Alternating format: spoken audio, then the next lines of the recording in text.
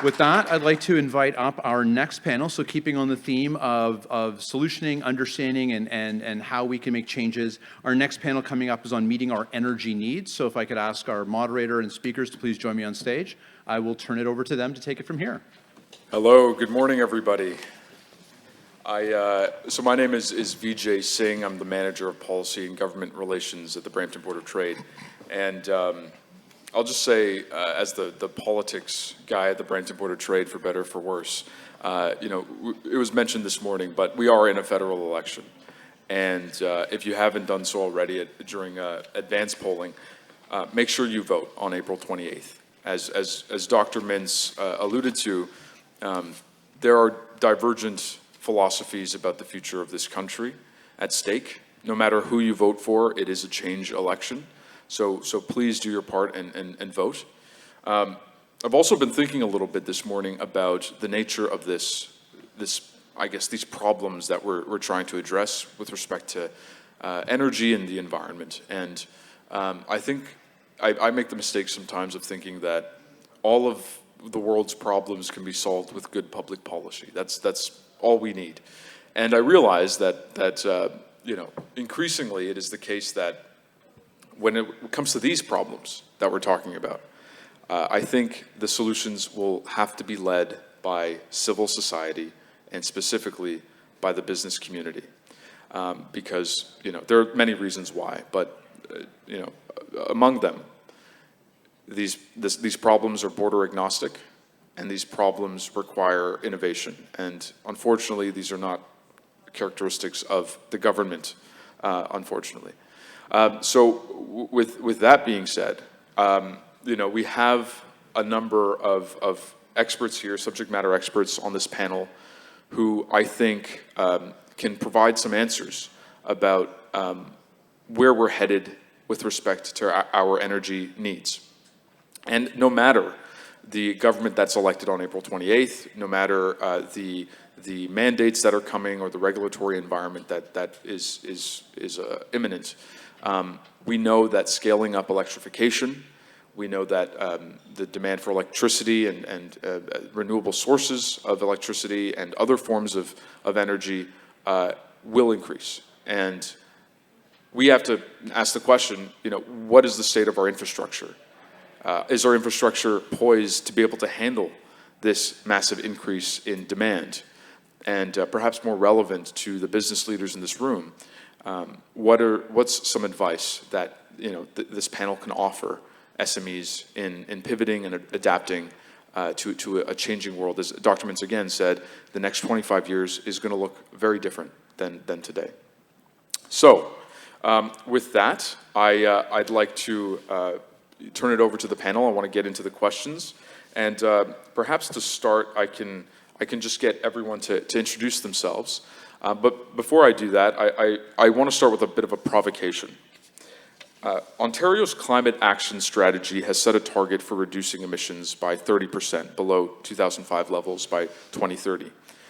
At the same time, productivity in Ontario is among the lowest in any jurisdiction in North America. In the border trade chamber world, we're often compared to Alabama, and I feel terrible for the Alabamans because I'm sure they're nice people, but apparently they're not good company to be in. We are looking for ways to catalyze industry, but also meet our climate objectives. Are these two objectives compatible? So this is my provocation to the group, and I might ask, maybe Raman can start with introducing himself and providing your perspective on that question. Sure. Thank you, Vijay. Good morning, everyone. My name is Raman Bansal. I'm a manager of key accounts at Alectra Energy Solutions. Alectra Energy Solution is a subsidiary of Alectra Utilities, where we provide commercial and industrial customers with their energy projects. And I've been with the company for about 10 years now. And to your question, Vijay, absolutely. Not only are they compatible, they're interdependent. According to the ISO's 2024 report, Ontario needs to increase the energy demand by 75%. And that's from 151 terawatt hours to 236 terawatt hour. So, I mean, there are a few additional items that are happening, and obviously industrial electricity demand is going to increase by 58% by 2035, and that's equivalent of 1 million homes. Now, these stats are right before the chaos that happened across the borders. Don't quote me on those. But data center is going to represent about 13% of the new electricity demand. And that's a 4% of the total demand in the province. And with EV adoption, it's expected to hit 31%. And, you know, we all obviously know transportation emissions are the largest right now, which is 37%. And 1/3 of the EV population in our province actually is in Alectra's territory. So, yes, the challenge is real, but so is the opportunity.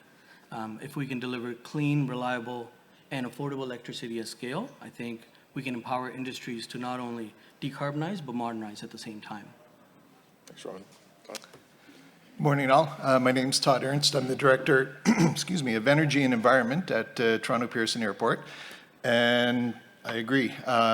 Definitely, we can decarbonize in an environment of growth. So here at Toronto Pearson Airport, we're just embarking on what we've dubbed the LIFT program, which is a long-term investment in facilities and terminals. And that is going to involve increasing the capacity of the airport. Back in 2019, we had a peak of 50 million passengers annually. We're just about back to that level and projecting growth out to about 2032. We'll be at about 65 million passengers, but we need more facilities to facilitate that. The growth that we're going into, for instance, Terminal 1 will grow by about 280,000 square meters. It's basically going to double in size. There are going to be significant other new facilities that come online, lots of load growth, more energy required to do it, but Ontario's grid is pretty clean. And this is a great opportunity now with new build to shift from dirtier power sources to more electrification. For instance, heat pumps, whether they're ground source, air source, or otherwise, from our point of view on the pathway to net zero, that's an absolute table stakes to getting to net zero. And there's no better time to do it than with a new build. Retrofits are great, they're important, and they can pencil out, but they also have challenges. When you're doing something with a new build and expanding, the opportunities are just so much greater. Thanks for that. Tony? Great. Thanks, Vijay. I'm Tony Lacobelli with the Center for Community Energy Transformation, or CSET. CSET is a nonprofit, originally came out of Brampton's Community Energy Emissions Reductions Plan. We're currently supported by the 3 local municipalities in Peel Region and the Region of Peel. And we have a mandate to scale up climate action, working with multiple municipal partners.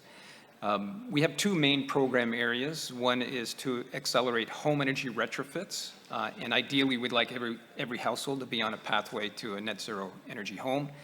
And then the other program area is to advance low carbon district energy. So that's where you connect buildings, multiple buildings, with a thermal network with hot and cold pipes. So that's more neighborhood decarbonization. So Vijay, to your question, at kind of a 30,000 foot scale, the energy transition is underway. Certainly it's underway globally. Obviously we have to increase the pace of that transition in Ontario. But one of the messaging that we use at CSET is also that the energy transition is an economic development opportunity. It will save money in the community by generating energy locally. It will save money by working on energy efficiency. So there's obviously positive benefits to reducing greenhouse gas emissions and engaging in the energy transition. Thank you for that. No, I have follow-ups for everyone, and we'll get into them. But why don't I start with Raman with the first question. From your perspective, you have an interesting perspective on this. How much of our future demand can be realistically met through renewable sources alone, in your view? So it's hard to say what percentage is going to be, but renewables are going to play a major role in this. And I think we can definitely grow the renewable portfolio. But being realistic, I mean, we can't do it alone just with the renewables. I mean, we have weather that is not, beneficial to solar. And I think we're going to have to, stick with a diversified portfolio. flexible energy mix to support Ontario's reliability, affordability, and emission reduction. I mean, in Ontario, 35% of the electricity generator is through the renewable sources. I mean, mostly is hydro, but then you have rooftop solar, then you also have wind, but it comes with its own challenges. Renewables are intermittent. They're not always running. I mean, sun doesn't shine all the time.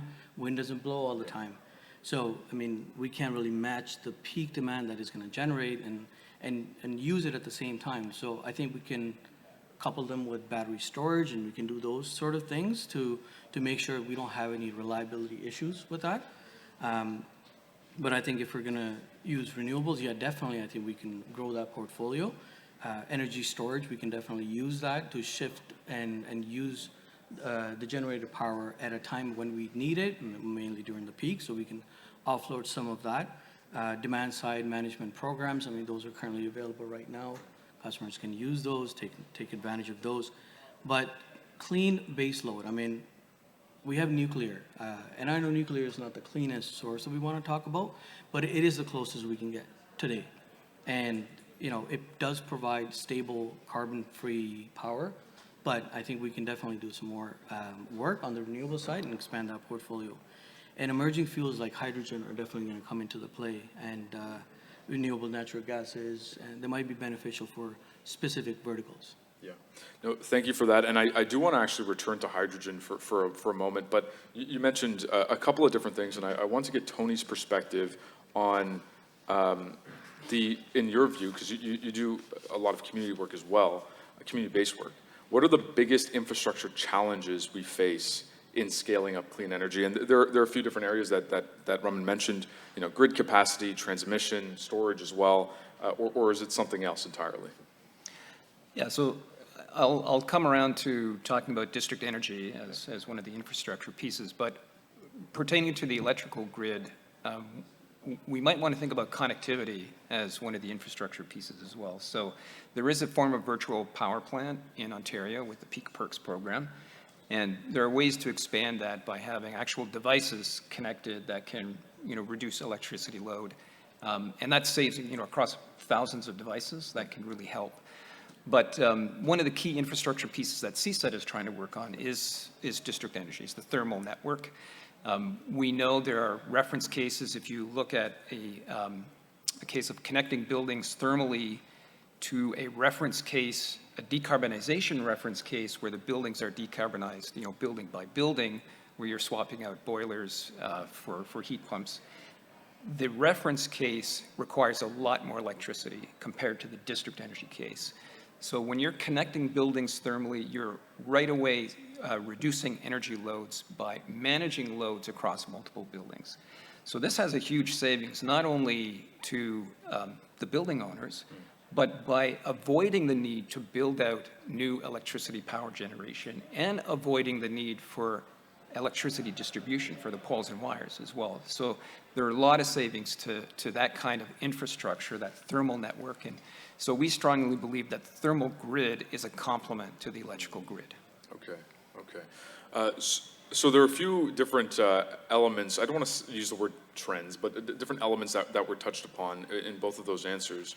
Todd, you know, we've talked about how industry needs to shape some of these elements. You know, we mentioned EVs, heat pumps, smart buildings. I know you do a lot of work with hydrogen. Raman mentioned nuclear. So how can we shape our energy consumption patterns in a way that, you know, utilizes sort of the broad sort of spectrum of some of these elements? Well, I think broadly speaking, first it's important for an organization to understand their needs, you know, both current and forecasted. And it's really, it's about the right tool for the right job. You know, for ages, you know, fossil fuels has been such a very flexible tool for addressing a whole host of different needs. When we start getting into cleaner energy sources, you start to get into, whether it's clean energy, electrification is great, across a range of uses, and then you run into some issues where, hydrogen or renewable natural gas could help fill the gap. But it depends on what your end uses are. So if you understand, the requirements of your organization, and you may need some help from somebody who's a little bit more versed in what the different energy tools can do for you, then you can kind of find that mix and implement it appropriately. Excellent, excellent. Raman, I wanted to return to you as well. What is your reaction to what was previously mentioned, particularly as it relates to Tony's comments around, the infrastructure is actually quite compatible with different innovations. We don't really need to necessarily look at a sort of retrofitting our entire system. We can kind of look at innovation from a more piecemeal approach. No, I agree with that comment, absolutely, because, energy is one, but then when you're looking at the overall reduction of your GHG, gas is a big portion of it. And how can you alleviate, and this is where the heat pumps are coming in, right? So you're trying to electrify through those. EV infrastructures are increasing, and that's going to ultimately increase the demand on the grid. And that's where the grid constraint issues comes from. Brampton is a great example of that. This is the fastest growing community in the GTA, and with growth comes challenges. And we know there are a lot of pockets in Brampton where their transformer feeders are capacity constrained. Yeah. So even if customer wants to electrify, they just can't. And they look to the utility to say, hey, can you please provide me with more power? And then utility says, okay, if you're going to pay for it, no problem, but it's going to take 3 to 5 years to build a substation. And that's the average turnaround. In Brampton, an example, without sharing customer's name, we got a quote a couple weeks ago from the utility to provide them with X amount of megawatts. It's going to take 7 years for them to build it. So, the industry on its own and the infrastructure that's required, there are huge investments that needs to go into this. EDA published a report, I believe, last year, and they mentioned just the transmission system alone requires $400 billion investment, and the distribution requires about $120 billion investment. Now that's a $520 billion investment before we even talk about storage or alternative sources. So anything we can do, as mentioned, and complement one another to get your facility to reduce consumption and lower your GHG footprint is definitely a thing you should look at.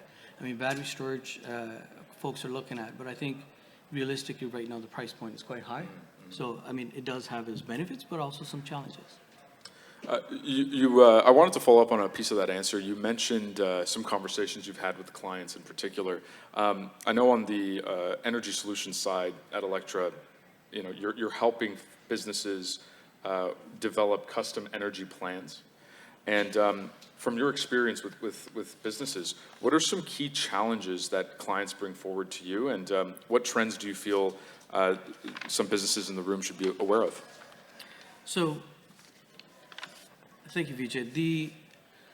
So at Alectra Energy Solutions, so we support customers with whether it's electrification project, decarbonize energy efficiency, whether it's just metering, high voltage. Airport is our biggest customer for that business unit, where we maintain all of the high voltage equipment. In terms of challenges, I think, again, some of the stuff we talked about is the electrification, grid constraints. Rising cost of electricity and uncertainty is huge. It's on their mind.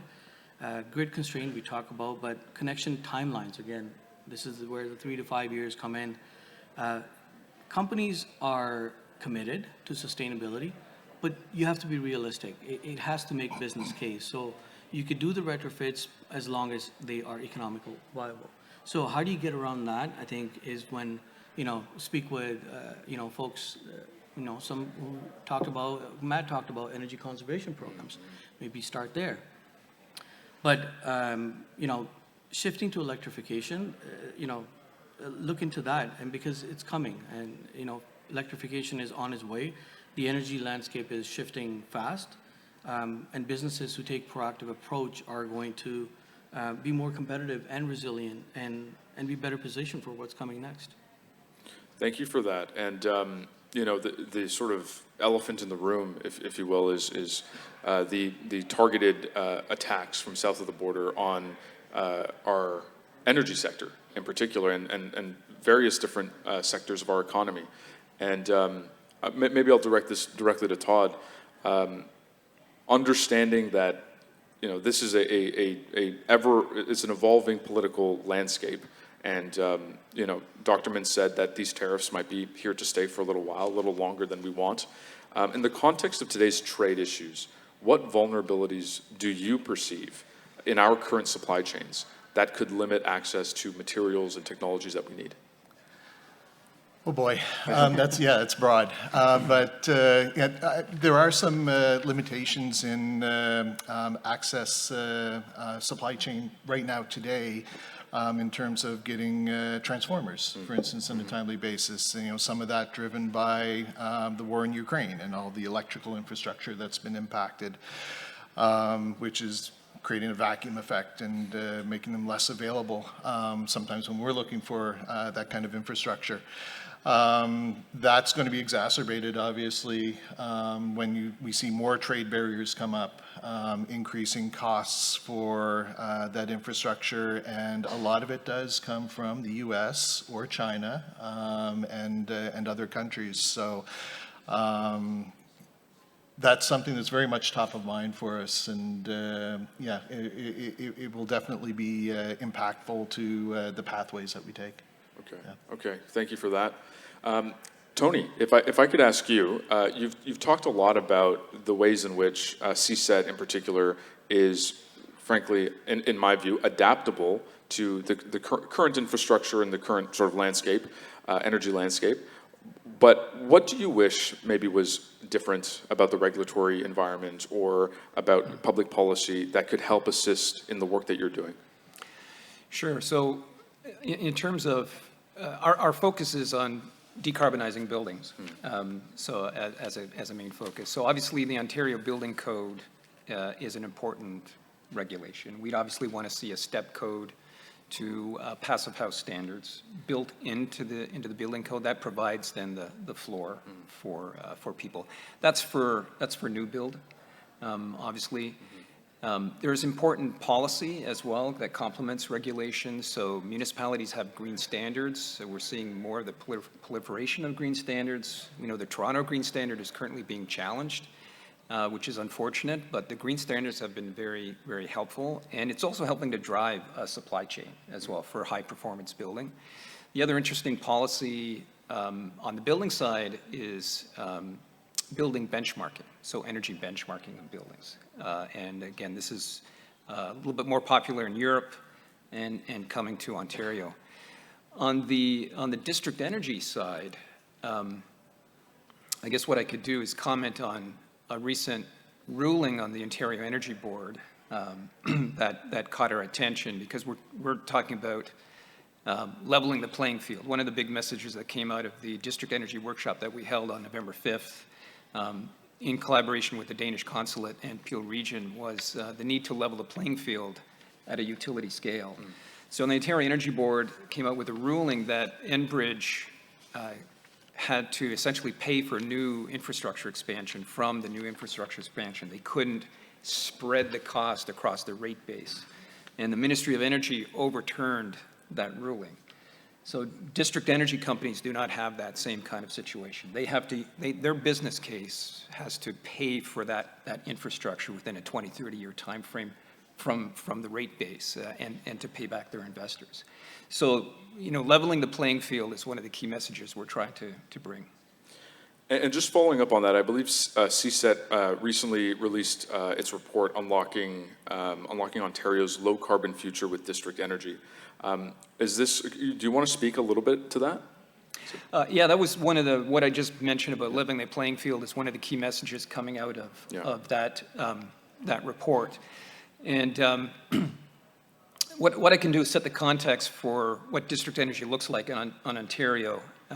So we have projects like Enwave is working with Lakeview Community Partners in Mississauga. And so that's a private solution where they're providing district energy solution for that development community.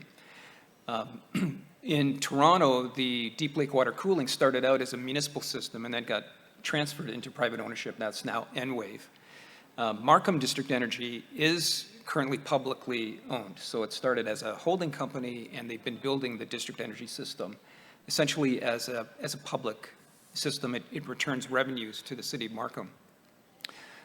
In the city of Richmond, they took an interesting approach. It's a public-private partnership where they created a holding company, Lulu Island Energy Corporation, but then that energy corporation essentially put together a procurement to see who could design, build, operate, finance, and maintain a district energy system.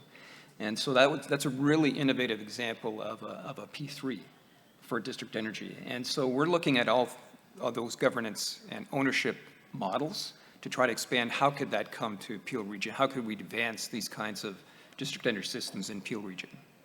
Thank you for that.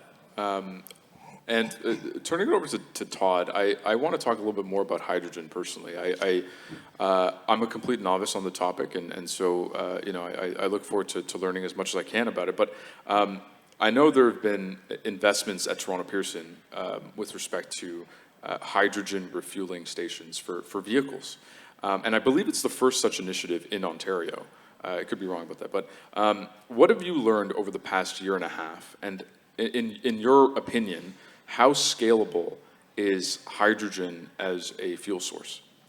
Sure. To my understanding, this is the first publicly accessible hydrogen refueling station, not necessarily the first in Ontario, but it's publicly accessible. It does provide both 700 and 350 bar, which basically just means it can fuel light duty, like passenger vehicles, as well as heavy duty trucks and buses.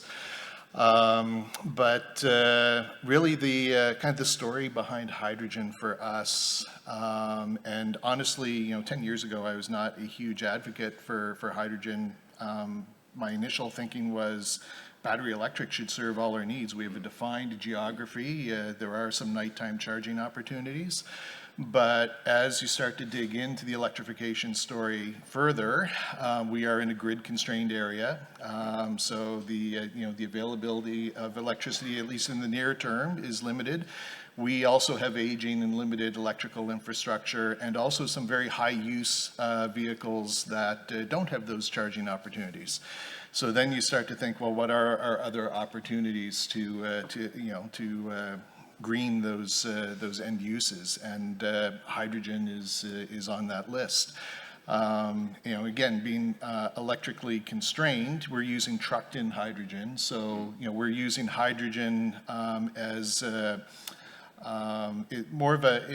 hydrogen is an energy carrier more so than an energy source. So hydrogen can be produced by other sources like green electricity or thermal energy or whatnot.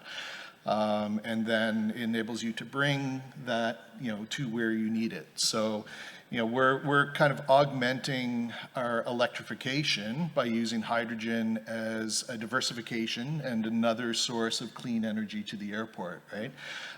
We're very focused on the near-term on-the-ground sources, but we are also partnered with Airbus and Montreal and Vancouver airports. We're studying the needs for airports to support hydrogen flight. The first hydrogen flight is expected to be commercialized for small propeller-driven aircraft, probably in the next 2 to 3 years. Longer time frame for hydrogen-powered jet aircraft, but it is coming to market. So this is a way to help future-proof ourselves. Just very quickly, some of the learnings associated with implementing this. We've been operational since last August. We did learn, using trucked-in, purchased hydrogen from other sources. Fuel cell quality hydrogen is a little different from, other commercial sources of hydrogen. So not all hydrogen is created equal, and there's a bit of a learning curve with some of the producers out there in terms of getting the level of purity in the hydrogen that you need for fuel cell quality. Working with them, we've managed to, iron out those kinks, right? It's like I said, it's a new market. It's a little bit of a learning curve for folks to get there, but I think in a short period of time, we've been able to address that. Also, in terms of, the impact that having some physical infrastructure in place has made on some of the folks who were maybe more skeptical. If, just 5 years ago, I'd gone to our operations group and talked about, the potential for hydrogen to be used airside, for instance, in the vicinity of other aircraft, we're obviously a risk-averse organization for good reasons, and the idea of bringing a new combustible fuel that folks aren't used to, they would have chased me out of the room for even mentioning it, right? Now that has changed. Now that they can see it and touch it, we brought the first hydrogen bus airside. We're going to be doing some trials with the hydrogen fuel cells to provide power on the air side. And actually, our Fire and Emergency Services Department put up their hand and asked for one of our first hydrogen cars to use in their fleet, which to me is just the best endorsement we could possibly get within the organization, to have, the Fire and Emergency Services, wanting this technology, right? So, yeah, those are, a couple of the highlights. No, that's pretty cool. And just following up on that briefly, do you think that there's a scalability here to other? Oh, yeah. Yeah? No, absolutely, yes. No, scalability is pretty good. Yeah. It's, so the station that we have, it's in partnership with Carlson Energy Services. They own and operate, and it's been built so that we can triple its capacity with the existing footprint, which isn't huge. And it's a matter of just, it's adding storage and increasing compressor sizes for the most part, right? So you're really limited by the storage capacity, more so than anything else. Okay. And then, going into the future, when, should, hydrogen flight or other large scale end uses take off, then you're starting to get into liquid hydrogen, which will be a bit of a game changer, again, in terms of condensing, the space required for the same amount of energy. Excellent, fascinating. And we might have some time in the next few minutes for one or two questions, but just as a wrap up, maybe I can get both Raman and Tony in on this theme as well. But Raman, we'll start with you. What's some advice or parting wisdom you have for businesses, SMEs, as they look to the future and look to meet sustainability goals? Sure. See, resiliency and sustainability doesn't have to be overwhelming. You don't need to start big. You can start small. It's all about taking the right approach, phased approach that aligns with your business operation, but more importantly with your growth plans. So you can do the most basic, which is understanding your energy use. Start there. Figure out what your facility uses, how the load mechanism works. Use some metrics that will help you identify your energy usage. And then you can use that data to evaluate what can I do next. You can actually make low-cost energy efficiency retrofit upgrades. I mean, Matt talked about some of the conservation programs that are available, and actually that Save on Energy program got extended for 12-year framework. So those funding, they're going to be around. So take advantage of those. A lot of those improvements you can actually do and have a payback of less than 2 years. So start small, start there, and see if you can shift your load. So if you're a small business and you only have one shift running, let's say you're in a production facility, and your production, you're running your shift during the peak time, change that. It doesn't cost anything, and you can simply offload your peak demand that way. Always look at clean technology funding programs. I know some we're talking about now, but there are some federally available as well. And Canada is a huge advocate of that as well. Take advantage of those. And truly plan for electrification. It's coming. Think ahead about your fleet, your cooling system, heating and cooling doesn't need to be replaced because you need, there are incentives. Maybe you want to do them at the end of its life cycle. Maybe that's more economical in that sense. So figure out the metrics, figure out exactly where should I start, what has the lowest payback. And then once you reduce the consumption in your facility, and then you can look at solar, you can look at renewables, you can look at battery. And even with that, you can start small. And now even the province, again, Save on Energy, now they've embedded a solar incentive that offers you about $850 per kilowatt. If that doesn't make your business case, you can talk to your local utility and get a net metering program that gives you incentive for generating power. So there are ways that you can do them. But more importantly, I think you need to engage with the utility. As soon as you know what you're looking to do, you know what your plan is, talk to your utility, figure out what your electrification plans are. Are they even feasible? Is there enough capacity? Are there another customers who are looking to get capacity in the region in the next 5 years? So plan that ahead of time will help you for sure. And energy is no longer a cost. It's actually a strategic opportunity.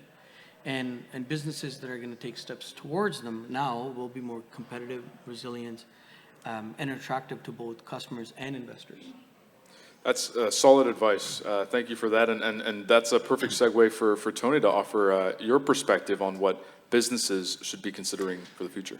Yeah, and understanding that we're not working directly with businesses as our clients at this point in time, so we really appreciate the work of the Brampton Board of Trade and groups like Partners in Project Green on this.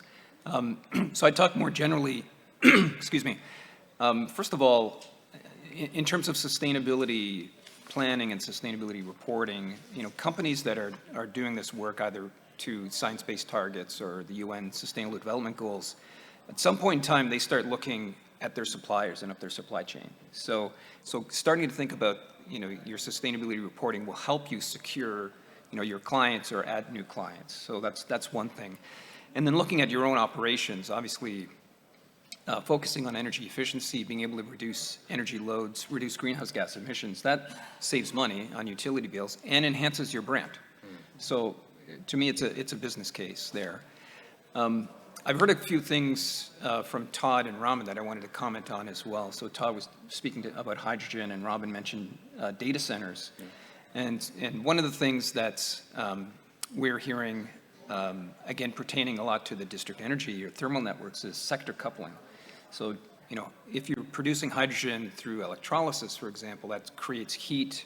You can dump that heat into a district energy center network. Data centers need to cool. Right, they're generating a lot of heat. You can dump that heat into a thermal network, into a district energy system. Okay. So that sector coupling is really important. It's kind of like the circular economy in the material world, but in the energy sector. And on the home energy retrofit side of things as well, I know that's more about households, and we try to provide education and resources to households, but we're a small nonprofit. We can't keep up with, there's 300,000 dwellings in Peel region. So there's an opportunity for the contractor network to really help educate their clients as well. So, that's an important subject matter expertise that can be developed. Thank you for that. And I just want to thank all three of you for offering your time and your insight to sort of elucidate this topic for myself and for the audience. So a round of applause for this panel, I think. Yeah. And we have about 5 or so minutes left, so I don't know if folks in the audience have a question or two to ask, and I don't know, do we have a mic to be able to share with folks? A question from the audience? Sure, Troy.